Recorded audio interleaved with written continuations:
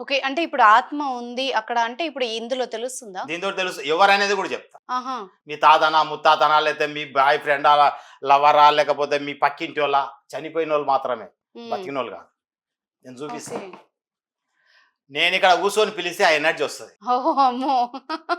నిజమా సార్? ఇదంతా వినడానికి కొంచెం ఆశ్చర్యంగా ఉంది. కొంచెం భయంగా ఉంది. అరే! వచ్చేస్తది ఎనర్జీ. హ్మ్. హ్మ్. మీరు నాకు ఆ చనిపోయిన వ్యక్తుల యొక్క లిస్ట్ నాకిస్తే, హ్మ్. ఎనర్జీలు అన్నీ బంధించినాక ఇంకా మిగిలిపోయి ఉంటాయి కదా హ్మ్. ఎనర్జీలు. హ్మ్. హ్మ్. ఆ ఎనర్జీని పేరు పెట్టి పిలిస్తే వితిన్ 5 మినిట్స్ ఓకే. ఇక్కడికొచ్చేస్తది. సరే అయితే ఇప్పుడు మీరు ఆత్మని చూ తెలుసుకుంటారు దీంతో. అవును.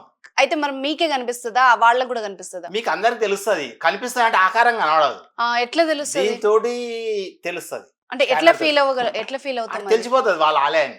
ఓహ్! ఓకే. వీళ్ళ ఆలే అనేది హ్మ్. వాళ్ళ ఫోటో తోటి, ఈ స్కానర్ తోటి, ఈ ఎవరికైతే ఇబ్బంది పడతారో వాళ్ళ శరీరం మీద దీన్ని పెట్టి, హ్మ్. వాళ్ళ ఫోటో పెట్టి గాని, వాళ్ళ పేరు పెట్టి గాని హ్మ్. చూపియడం జరుగుతది.